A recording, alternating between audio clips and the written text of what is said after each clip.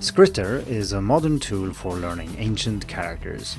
It combines active recall and spaced repetition with Chinese-specific tools and content. While it's not a free resource, it has enough edges over other solutions to be worth considering.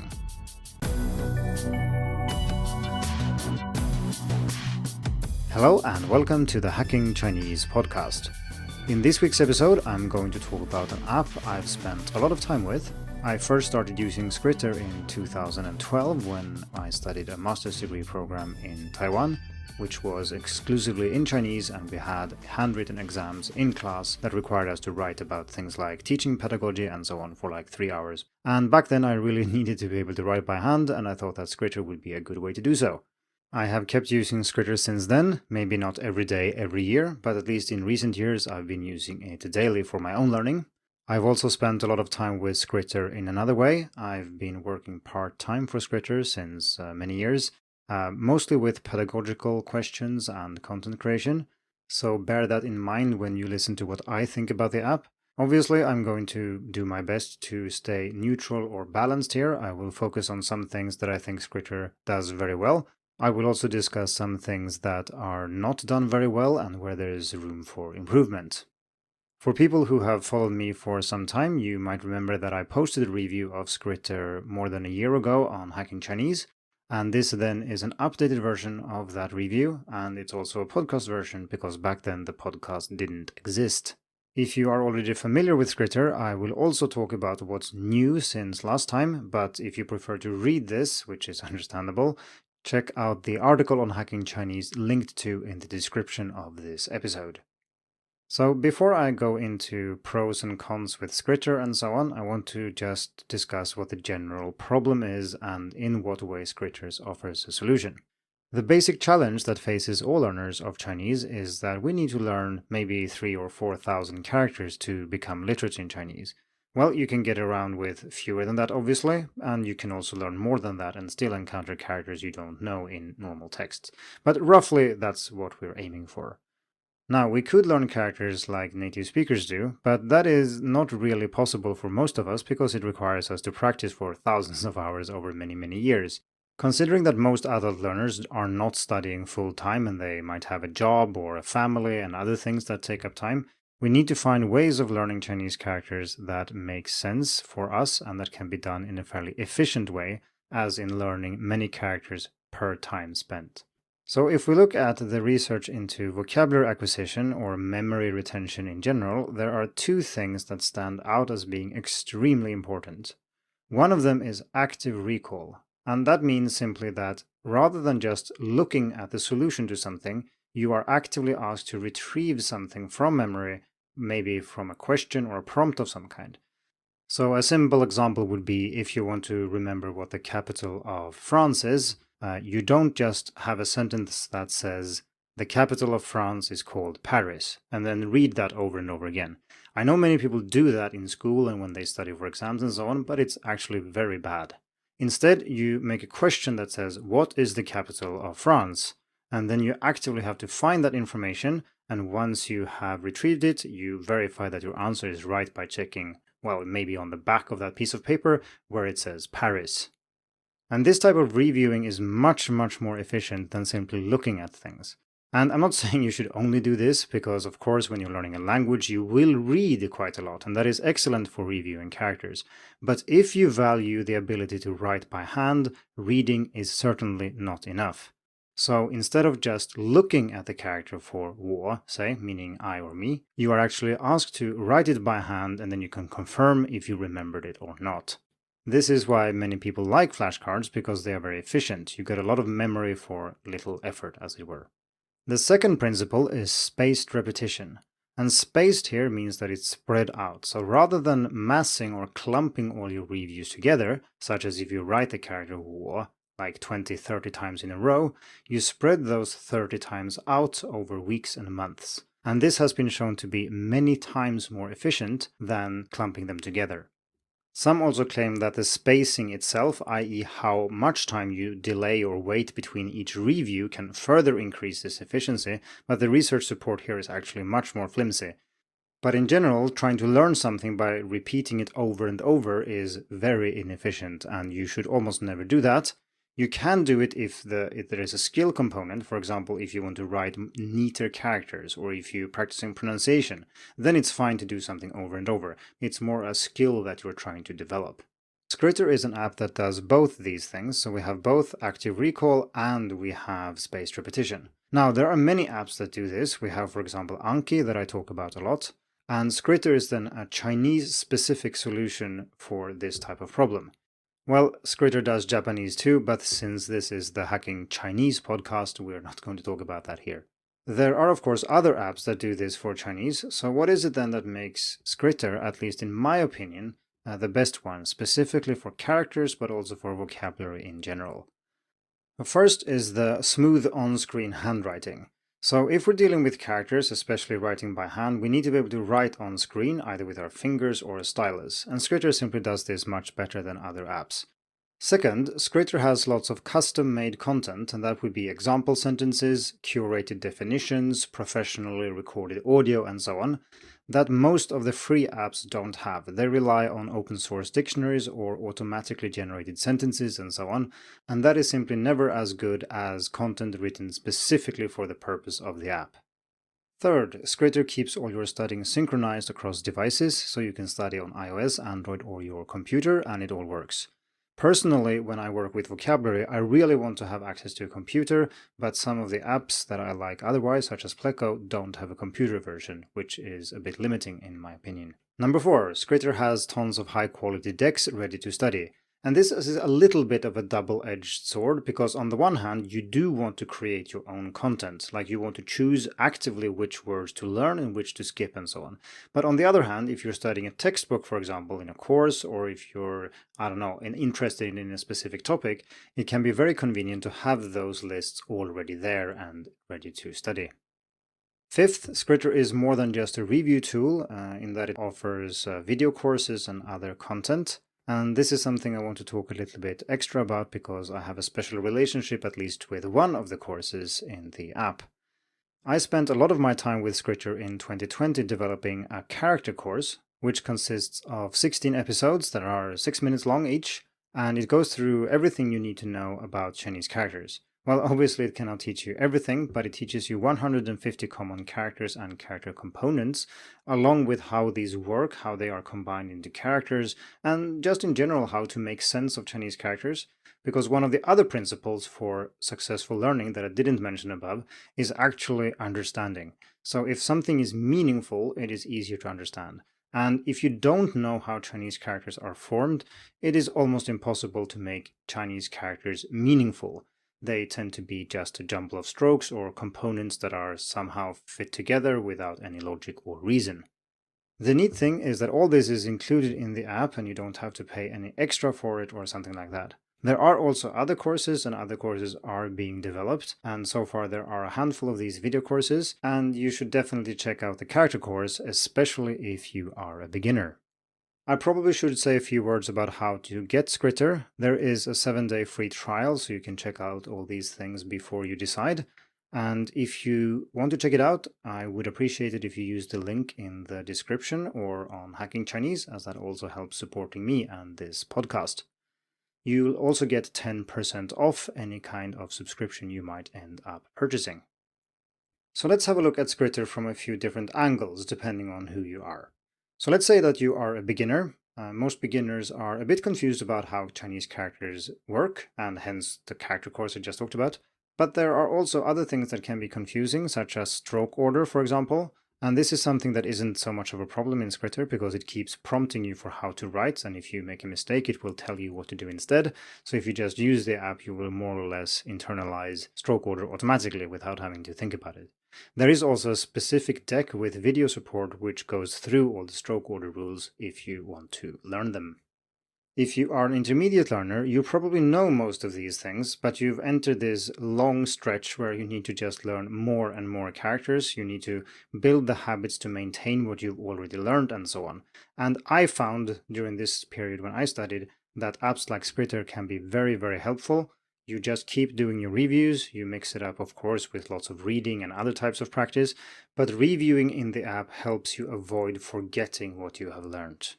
As an advanced learner, it's worth thinking a little bit about what the end game is here for character learning. Of course, we could keep learning characters all our lives if we really want to or if we're interested, but most of us don't really have that much time to spend on this, and this is why I at least found that a minimum approach that worked for me includes reading, which is very, very important, typing, which is more active but still not really handwriting, communicative handwriting, which is when you write something with the aim of communicating with someone else, for example, handwriting, well, a letter or a post-it note, or you can even write a chat message with a handwritten input on your phone or something like that.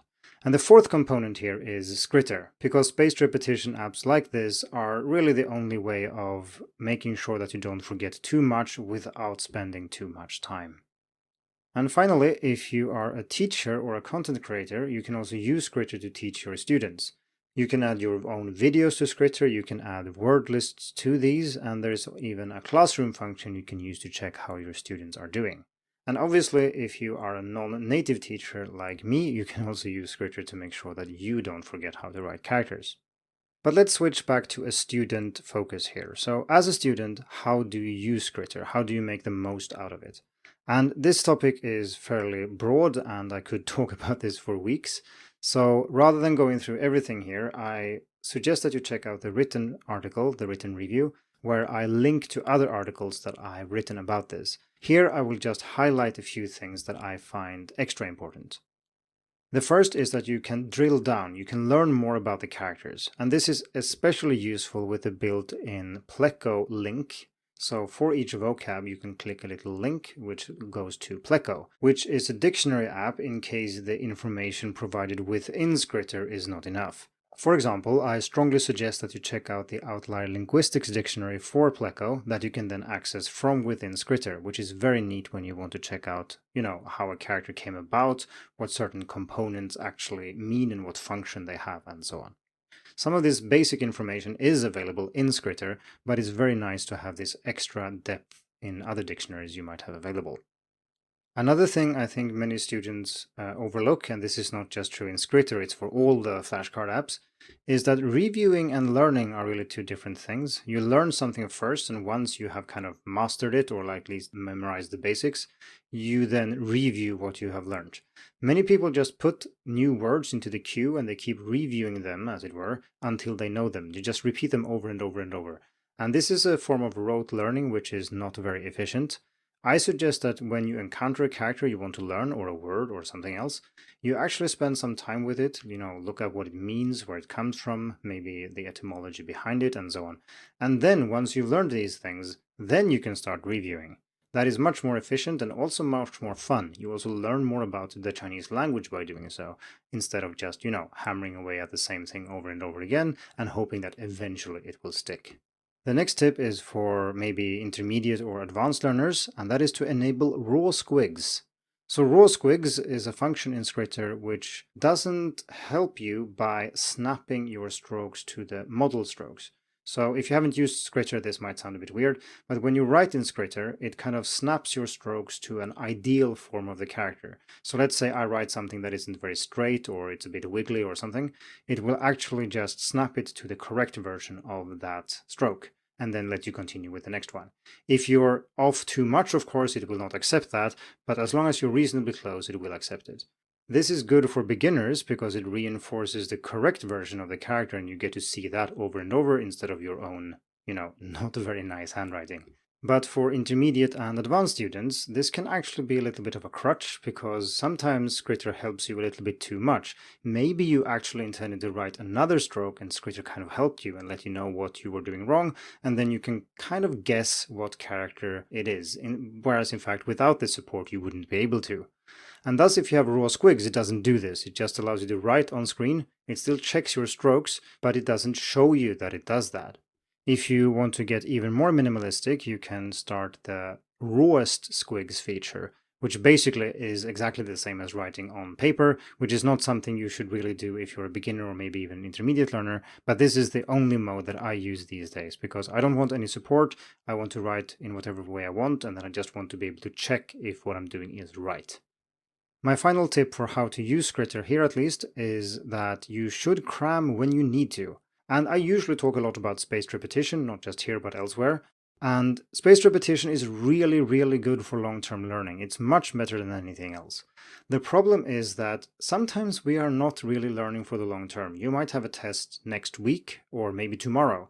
And in that case, sure, if you started doing the spaced repetition 2 months ago, that would be great, but let's face it, most of us don't do that all the time, and sometimes cramming is actually beneficial. So if you have a very short deadline, don't hesitate to cram, and you can do that in Skritter. You can start a test session where you just select which decks or lists you want to cram, and you just select them and you do your test. It just focuses on those decks and nothing else. So I've mostly been praising Skritter so far, and I will say a few more nice things, but then we're going to talk about things that I don't like as much and where I think there is room for improvement. So the first area we should look at is traditional characters, and I've spent lots of my time in Taiwan, and I prefer normally traditional over simplified, although these days I sometimes don't even notice which set is used when I'm reading and so on. But for most people who study in Taiwan, they really care about traditional characters. You want an app to be able to support them. So the basic things here, Skritter does pretty well. You can definitely study all the word lists in traditional characters, and the traditional characters are on the whole the correct ones, not just automatically generated, but often manually fixed. And this extends to even small things that are somewhat subtle and that many of you might not even know about, but there are lots of differences in, for example, stroke order. So if we take the heart radical, the one that has 2 dots with a vertical line between them, that can be written in several different ways. So the standard in mainland China is dot dot vertical. However, I've always been used to writing this the Taiwanese way, which is dot vertical dot. Most apps will only allow one of these, but in Skritter you can actually use either, and there are lots of other shortcuts or things that native speakers do that you can also do in the app that will get accepted as correct. Naturally, it will only teach you one of these, but if you've learned another standard, you don't have to, change the way you write to please the app, as it were, which is very nice. If you're studying in Taiwan, I also suggest you go to Study Settings and enable the Taiwan font, which is the Taiwanese Ministry of Education font that supports lots of the character variations that are not really an effect of traditional simplified characters, more like different, conventions when it comes to writing certain character parts. This is a little bit hard to talk about in a podcast, but if you take the character for gu, tou, bone, you will see that in traditional characters, it's usually the case that the box is written on the right at the top, whereas in simplified Chinese is usually written on the left. And we also have the difference between the bottom part there, where you have slanting strokes in traditional, but you have straight ones inside of the meat bit at the bottom in simplified. This is not really a matter of simplified and traditional, actually, because if you look at any list of characters that were simplified, gu is not on that list. And that's because it really is the same character, it's just that different ways of writing it prevail in different standards. And like I said, talking about how characters work in a podcast is not very easy, so if you find this confusing, sorry about that. I suggest that you check out an article I wrote on Hacking Chinese called Chinese Character Variants and Fonts for Language Learners, where I go through this problem, why it is there, and what you can do about it. Anyway, so while it is the case that Skritter does fairly well when it comes to traditional characters, there are some problems if you are studying in Taiwan. For example, pronunciation. If we're looking at words, not single characters, but I'm talking about polysyllabic words here, they only have one reading. So if you take a word like 星期, which means week, that is the standard pronunciation in mainland China, 星期 with 2 first tones. But in Taiwan, the standard pronunciation is 星期 with a rising tone on the second syllable. But you will constantly hear and see 星期, which is not actually what you want to learn. Next, Skritter is rather expensive. It costs $15 a month, even though you can get that down quite a bit, first by subscribing for more than a month, and then also, of course, by using the link in the description to the episode, which gives you another 10% off. But even if you can reduce it to about half that price, It is still a fair chunk of money for most people, and if in this day and age where people want free stuff, it is rather expensive. Now, I think that there's lots of content worth paying for, of course, but if you don't have the money to spend, then Skritter might still be too expensive for you. Next, I think we can expect better goal setting and progress tracking. This is admittedly something that has improved a lot in the recent year or so, but I still would like to have much more in this area. For example, I would like to be able to know which characters am I struggling with. For example, maybe I get some characters wrong many times in a row, then I notice. But maybe there are characters that I get wrong often, but not so often that I consciously become aware of them. Skritter could tell me, hey, this character, you keep getting it wrong. Practice it, or go and read about it here, or do something with it so that you don't waste so much time reviewing it over and over. The next area I think could be improved is listening and speaking. Skritter does really well with vocabulary in general, and especially the reading and writing part. But currently there is no real good way of using all the excellent audio that is available for, say, listening practice. You can of course listen and you hear the correct audio all the time, and that is very nice, but I would like to have, say, a listening card that only focuses on drilling my ability to connect spoken language with meaning in some way. That would be awesome. And the same goes for speaking, like how do I say something in Chinese? And I realized that an app cannot really have all these possible flashcards because you would have 16 cards per word you want to learn or something silly like that. But still, I think that listening and speaking are essential skills, and I think that those should be covered by the flashcards available. My final gripe is about drill down features. So when I learn vocabulary and I fail, say, to recall how to write a character, I want to learn more about it. Not just the definition, I want to know what components there are, maybe I want to get a few sentences or words that this single character appears in and so on. And Skritter does some of that, but not all of it and not nearly enough. So a simple thing, for example, that I would really like is to be able to see common occurrences of a component. So for example, if I look at a component, I would like to know which characters does this component appear in? Which are the most common ones? If I were to learn a few of them, which should they be? Or if I'm learning a single character for some reason, or rather I've learned it somewhere and then I struggle with it, and I want to reinforce it even more. Maybe I want to add a few words. Which words should I add? Which are the most common words that this character appears in? And yes, we do have example sentences and so on, but I really think that there is much more to do in this area that could help students out even more. Okay, so those were some things that I think could be improved, and I know that some of these are in the pipeline, so hopefully if I redo this review maybe next year or in 2 years, some of these things will be available in the app because there's lots of development going on, both when it comes to features in the app and new content. It should be quite obvious that I think Skritter is worthwhile, otherwise I would not have joined the team and I would not use Skritter daily myself. But if you like it or not, if it suits your needs, it's hard for me to say, but I can only suggest that you check it out. And like I said, there is a 7-day free trial, so you can check all these things I've been talking about out for yourself before you decide if you want to subscribe or not. If you use the link in the description, you will get 10% off if you do end up subscribing. And finally, if you have used Skritter or if you're using it now and have opinions or thoughts about it, please head over to Hacking Chinese and leave a comment. That way my opinion is not the only opinion and you can check out what other people think as well. Thank you for tuning in to the Hacking Chinese podcast. If you like this episode, please share it. More information and inspiration about learning and teaching Chinese can be found at hackingchinese.com. See you in the next episode, and until then, good luck with your studies.